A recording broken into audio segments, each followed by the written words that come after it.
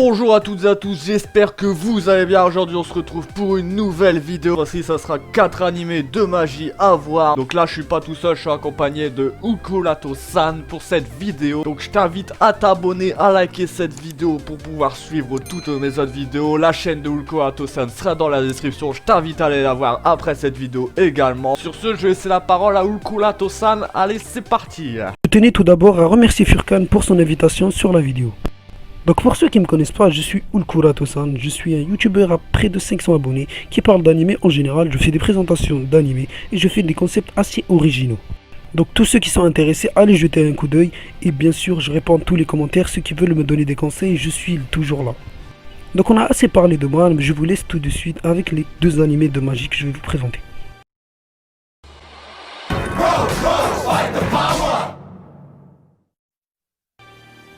On commence avec le premier animé qui est Maggie Adventure of Sinbad.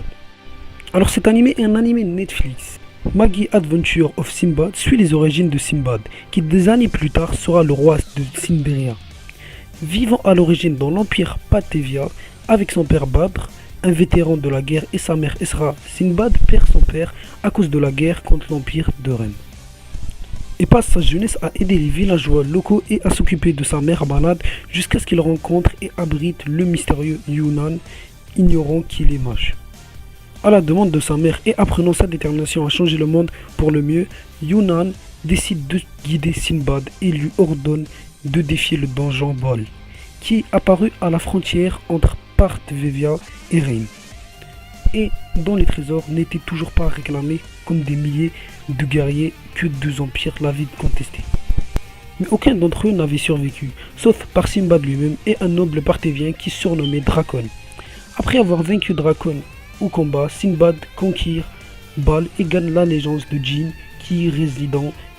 Devenant ainsi le tout premier donjon capturé, Sinbad rentre à temps pour avoir une dernière rencontre avec sa mère sur son lit de mort et quitte Patevia pour commencer son propre voyage pour changer le monde. Donc cet animé raconte l'histoire de Sinbad dans Maggie. Personnellement, j'ai vraiment aimé le regarder, c'était vraiment une pure merveille, une animation vraiment propre. Cet animé est de genre aventure fantasy. Il vient du studio Like Duke, il y a 13 épisodes à l'actualité, il est sorti le 23 avril 2016.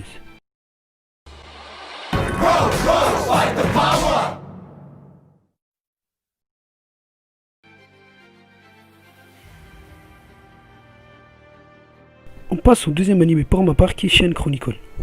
Après avoir réuni une gigantesque armée dans le seul but de s'opposer au roi sombre, Koro Noho, et à son armée de démons, Yuri et son groupe infiltrent le château du souverain afin de l'éliminer, mais malgré leur acharnement, ils sont vaincus et doivent battre en retraite.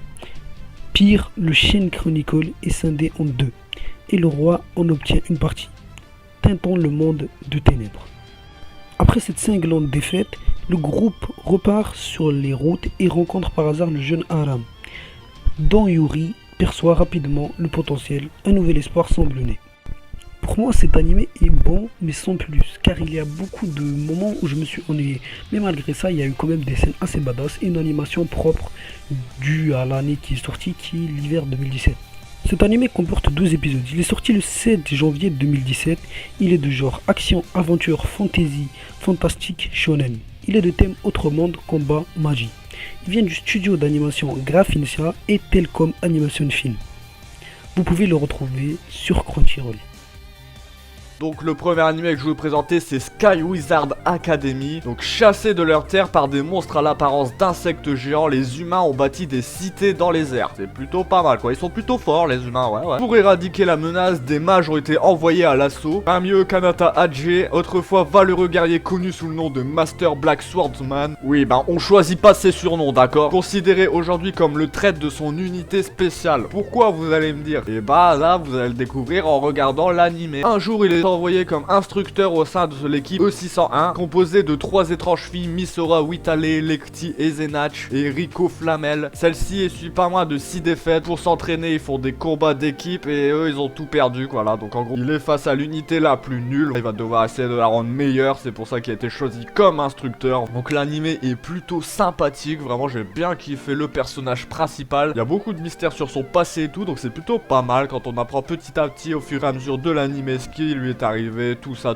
Cet animé touche pour genre action, drame, fantasy pour thème école, harem et magie. Il y a 12 épisodes disponibles sur ADN. C'est un animé plutôt sympa, pas incroyable, et c'était quand même pas mal à regarder, voilà, pour passer le temps. Pas un animé qui vous marquera forcément, que vous allez trop vous en souvenir, mais pour passer le temps comme ça. Au passage, le personnage principal est quand même, comme vous en doutez, très puissant. Le deuxième animé de magie que je vais vous présenter, c'est My Cultivator Girlfriend. Dans le monde moderne de la cultivation, la loi du plus fort et l'insécurité règnent en maître. Pas très sympa ce monde de la cultivation quand même, quoi. Après avoir sauvé une jeune fille cultivatrice, Ma Ying-xiong, un agent de sécurité, commence accidentellement son périple dans le monde de la cultivation. Comme vous devez vous en douter au nom, c'est un animé chinois. La Chine, il y a des bons côtés et des mauvais côtés. Pas mal de mauvais côtés, mais il y a des bons côtés. Cet animé fait partie des côtés plutôt sympas de la Chine. Donc maintenant, on va le regarder et on va liker cette vidéo aussi. Donc en gros, lui, il était tranquillement agent de sécurité. Il a sauvé une fille qui était une cultivatrice et du coup, il a commencé à échanger son pouvoir avec elle. Voilà, donc lui aussi commence à avoir des pouvoirs magiques. Ça veut dire qu'il rentre dans le monde de la cultivation et il est très faible. C'est ça le problème. Il va lui arriver quelques petits trucs pas très sympathiques pour lui. Cet animé possède 15 épisodes de 13 minutes. Il touche pour genre action, aventure, fantasy, romance surnaturelle et pour thème super pouvoir. Comme je vous l'ai dit, c'est un animé chinois. L'accent, faudra donc s'y habituer. Personnellement, j'ai du mal avec ça, mais j'ai quand même réussi à le regarder. La vidéo est finie. Si elle t'a plu, n'hésite pas à t'abonner, à liker pour me soutenir. En même temps, tu pourras suivre toutes mes prochaines vidéos. T'invite également à aller voir la chaîne d'Ulkurato-san. On a fait une vidéo aussi sur sa chaîne. Le lien sera dans la description. Sur ce, c'était Furkan. Je te dis à la prochaine pour une nouvelle vidéo. Ciao!